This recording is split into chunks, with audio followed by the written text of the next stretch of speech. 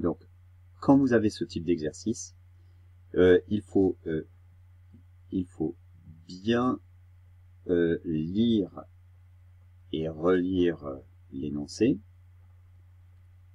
le traduire et choisir des inconnus. Alors, bon, comme vous l'avez déjà lu, je ne vais pas réinsister. Je vais passer tout de suite à la question. Combien de pièces de chaque sorte Chloé a-t-elle dans sa tirelire? Alors, très visiblement, l'énoncé nous donne quand même une grosse indication sur, le choix des inconnus. Donc, on démarre notre exercice en disant soit x le nombre, et après c'est votre choix, il n'y a pas quelque chose de juste ou faux, hein. Même chose sur le nom de l'inconnu, vous pouvez choisir d'autres lettres. Et bien là je vais choisir, je prends l'énoncé, je prends la première, là soit le x le nombre de pièces de 2 euros, et puis y le nombre de pièces de 1 euro. Voilà. Alors maintenant, une fois que j'ai choisi les inconnus, je relis l'énoncé et je vais traduire tout l'énoncé à l'aide de ces deux inconnus. On me dit, Chloé possède dans sa tirelire 20 pièces de monnaie. Et on me dit que certaines ont une valeur de 2 euros et les autres de 1 euro. Ça signifie que j'ai a priori que des pièces de 2 et de 1 euro, et que au total, on a bien 20 pièces. Donc la première chose que je peux écrire, c'est d'après l'énoncé, eh bien, le nombre de pièces totales, c'est quoi? C'est le nombre de pièces de 2 euros, c'est-à-dire x, plus le nombre de pièces de 1 euro, y, égale 20. Ça, c'est grâce aux deux premières phrases.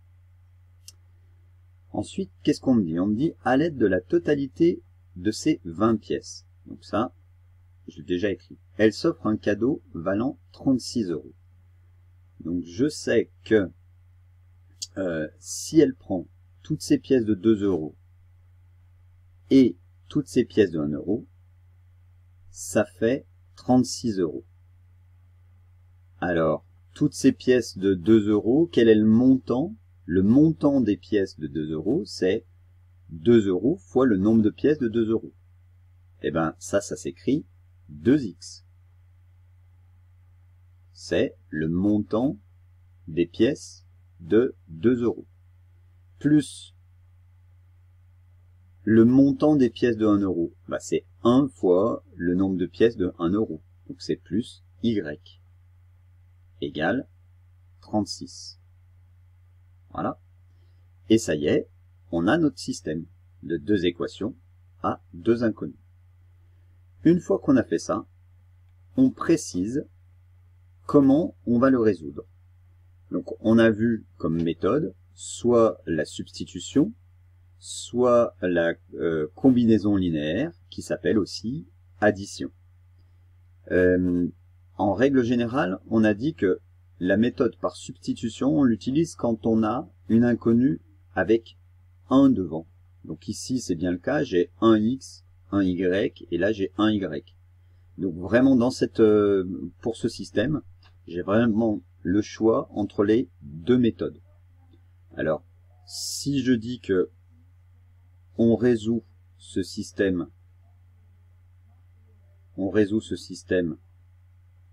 par substitution. Alors, en principe, alors ce système, je vais l'appeler S. Je mets un S comme ça. Voilà. Et puis, j'écris ici S. Et je dis que ce système, il est équivalent à... Et je vais réécrire les deux équations. Alors, celle que je vais substituer et celle que je vais écrire autrement.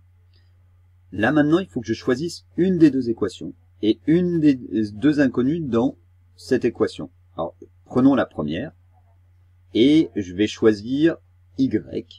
On aurait pu prendre x.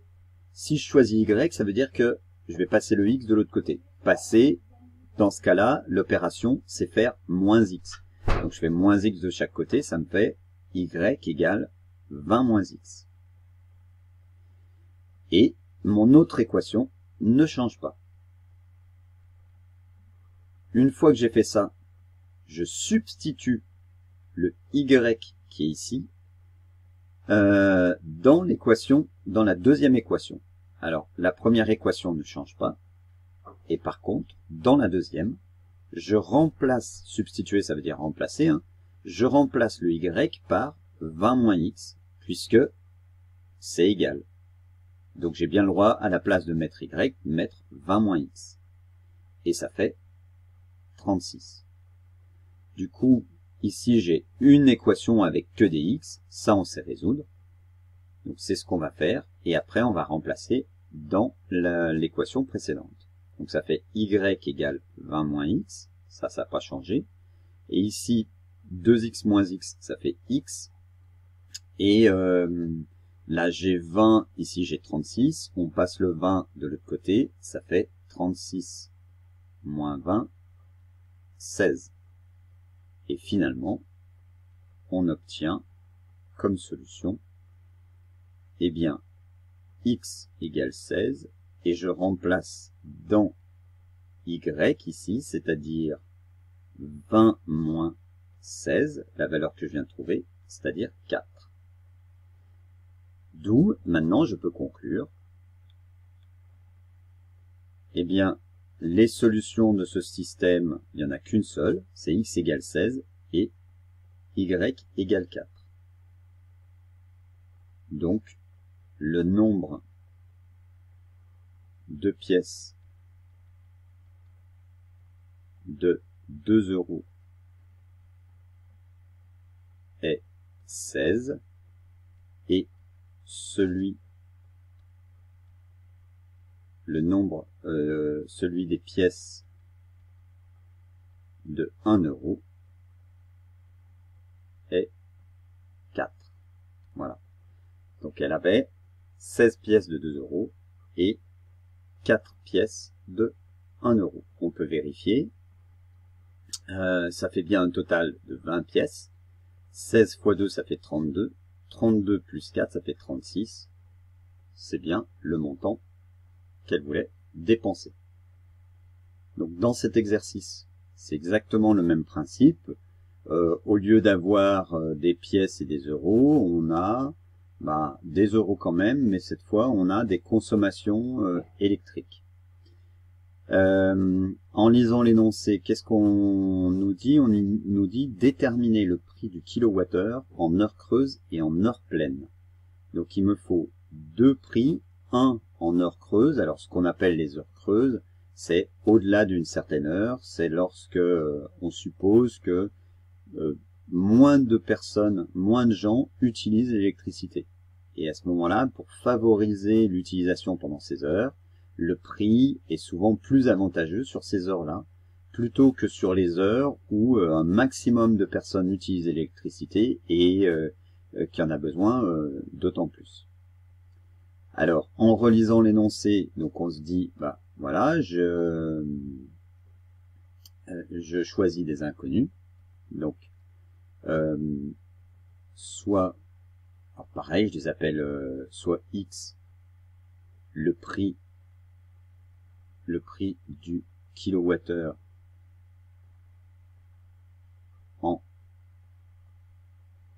heure creuse, et puis soit Y, le prix du kilowattheure en heure pleine. Et avec ça, on relit l'énoncé d'après l'énoncé. Alors, on reçoit une première facture d'électricité de 3020,55 €. Le détail de la facture montre une consommation de 2166 kWh durant les heures creuses et 4691 pendant les heures pleines. Comment on obtient le total du prix? On fait la consommation pendant les heures creuses, c'est-à-dire 2166, multiplié par le prix. Donc le prix en heures creuses, ce qu'on va nous payer pour les heures creuses, c'est 2166 fois X. Pendant les heures pleines, on va payer 4691 fois Y. Du coup, on peut écrire 2166 X plus 4691 Y égale 3020,55. Ça, c'est oui. Maintenant, on continue à lire. Le mois suivant, la facture, c'est plus la même, c'est 1551,15 € pour une consommation de 2484 kWh en heure creuse et 1629 en heure pleine. Le processus est le même, c'est-à-dire que je prends la consommation en heure creuse, c'est 2484 fois X, plus 1629 fois Y, égale le total de la consommation, 1551,15, et voici notre système. Voilà. Alors, ce système, il va être un petit peu plus délicat à résoudre, parce qu'on a des gros nombres. Et on n'a pas d'inconnu avec un X ou un Y tout seul. Donc on va le résoudre par, on résout ce système par, alors on peut dire addition, l'autre terme c'est, vous l'avez vu, par combinaison linéaire. Alors je vais en profiter, combinaison linéaire, ça veut dire qu'on combine les différentes lignes et on les multiplie par un nombre et on les ajoute, on les retranche, etc. Le mieux, souvent, c'est de leur donner un nom. Alors la première ligne, je pensais avoir changé de couleur, c'est pas le cas, voilà. Donc la première ligne, voilà, je vais l'appeler L1 et la deuxième ligne, je vais l'appeler L2. Et chaque fois que je fais une opération sur une des lignes, eh bien au lieu de donner toute la ligne, je les appelle L1 et L2. Voilà. Donc il s'agit en fait par combinaison linéaire. Un coup, on va éliminer les X pour trouver Y. Et un autre coup, on va éliminer les Y pour trouver les X. Pour cela, c'est assez simple. Vous regardez les nombres que vous avez devant, là, et il faut obtenir le même. Donc finalement, comment on obtient le même? Eh bien, je prends le nombre qui est ici, et si je le multiplie par celui qui est au-dessus, c'est-à-dire si je multiplie 2166 par 2484, et que je le fais dans les deux équations, je vais obtenir le même nombre. Après, il faut multiplier toute l'équation par le nombre par lequel on a multiplié nos x. Alors, ensuite, il va falloir ajouter. Donc, il faut avoir le même nombre, mais avec un signe différent. Ici, si je multiplie 2166 par 2484, je vais obtenir un nombre positif. Et là, si je multiplie 2484 par 2166, je vais aussi obtenir un nombre positif. Donc, pour que ça s'annule, il faut que j'en ai un des deux qui soit négatif, au choix. Eh ben, je vais décider alors de multiplier la ligne L1, on va la multiplier par 2484. La ligne L2, je vais la multiplier par, je sais pas ce qu'il fait ce petit truc là. La ligne L2, je vais la multiplier par moins 2166. multiplié par moins 2166. Ce qui va nous donner, alors, ici, le résultat de 2166 par 2484, ça nous donne 538 000,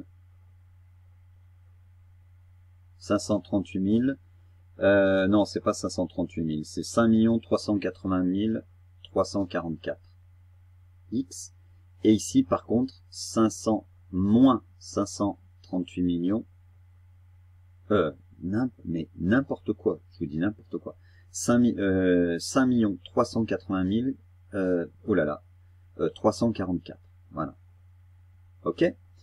Maintenant, je continue le travail de multiplication. Donc ici, comme j'ai dit que je multipliais par 2484, je multiplie 4691 par 2484.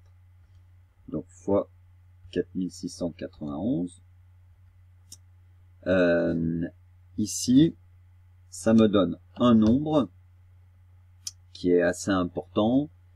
Je vais laisser pour l'instant tel quel, parce que sur la calculatrice, ça me donne un nombre trop grand, avec des puissances de 10, donc je préfère le laisser comme ça. J'aurai moins de risque d'erreur après. Et là, pareil, on fait 2484 fois 3020,55, voilà. Et ici, on va faire 1629 fois 2166. Alors normalement, fois moins 2166, mais le moins, je l'ai passé devant. Hein. Et ici, moins 2166 fois 1551,15. Une fois qu'on a fait ça, on tire encore un trait et on ajoute. Quand je fais ça plus moins ça, ça me fait 0. 0x. 0x, ça fait 0. Donc, je laisserai rien. Ensuite, je fais ceci moins 1629 fois 2166. Ça me donne 8 124 030. Ici, pas de changement. 4 143 255. Puis après, on en déduit Y. Et en faisant la division, on trouve environ 0,51. Alors, maintenant, il faut faire la même chose pour éliminer les Y. Je ne te conseille pas de remplacer la valeur qu'on a trouvée dans une des deux équations ci-dessus, parce que si là tu as commis une erreur, tu vas la commettre aussi pour X. Donc ça sera complètement faux. Et tu n'auras aucun moyen de vérifier que si c'est juste ou pas. Donc ce qu'il faut faire, c'est exactement la même démarche, mais pour trouver les X. Voilà. Allez. Pour récapituler, pour supprimer les Y cette fois. Donc on multiplie la première équation par le nombre qui est devant Y ici, par 1629.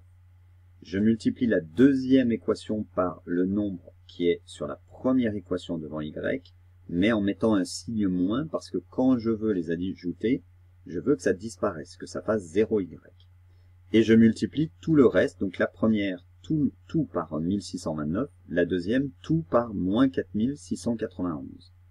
Voilà ce que ça donne, et quand on ajoute, voilà les résultats.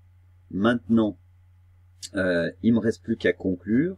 Ça me fait x égale, donc le nombre qui est là, c'est moins 2 355 969, divisé par le nombre qui est ici, c'est moins 8 124 030, et ça fait environ 0,29.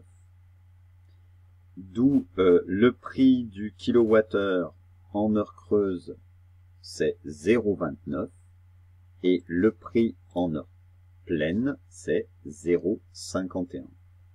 Donc, le prix des heures creuses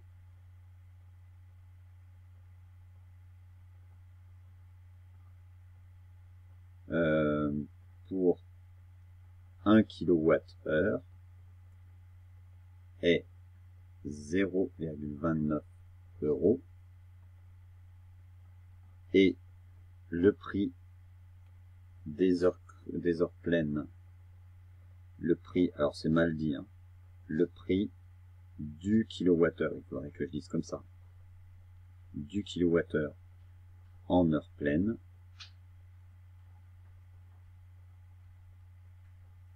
est 0,51 €.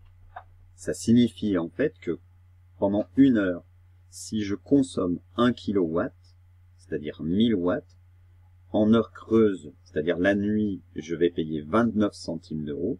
Et si en journée, je consomme 1000 watts pendant une heure, je vais payer 51 centimes d'euros.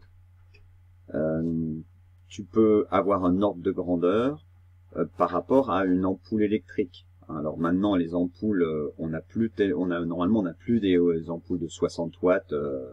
Elles font, allez, il y en a qui font 5 watts, les LED, c'est ça. Par contre, un four à micro-ondes, ça peut être 1000-1500 watts de l'heure. Mais bon, on ne fait pas fonctionner un four à micro-ondes une heure. Par contre, un radiateur électrique, ouais, c'est des milliers de watts. C'est plus de l'ordre de 1000-1500 watts en une heure. Voilà pour avoir des ordres de grandeur. Voilà.